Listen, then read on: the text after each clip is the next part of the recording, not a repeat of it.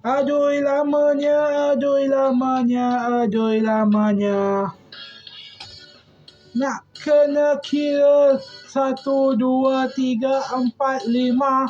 Aduh lamanya nak fikir nak jalan sampai nak cas handphone pun sangat-sangat lama. Apa tak lari nak tunggu animasi pun lama juga. Aduhlah, bila nak siap berapa lagu ini?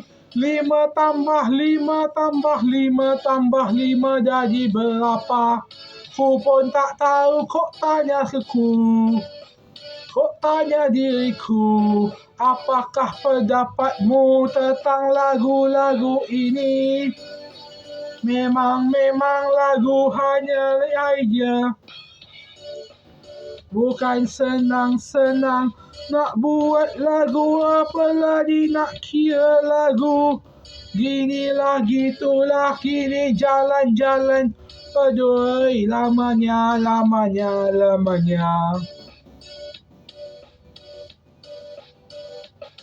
Memang nak buat lagu gitu bukan senang. Apa tak lari nak dapatkan pekerjaan bukan juga senang. Kini nak bayar gaji pekerja lagi susah. Lagi nak hias rambut pun susah. Dah shampoo berapa kali pun rambut tetap biasa. Ada gaya anime kah ini? Memang di Jepun rambut panjang-panjang. Di Malaysia jangan rambut pula yang panjang. Memang drama animasi selalu tak jelas. Semoga Malaysia buatlah kartun animasi pula. Animasi sekolah rendah atau sekolah menengah. Biar rambut pendek lah.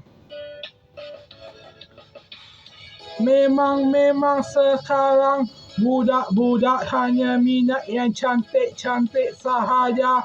Kini pula mereka buat tidak cantik sekali. Apa pula lah sekarang? Aduh lamanya. Tunggu.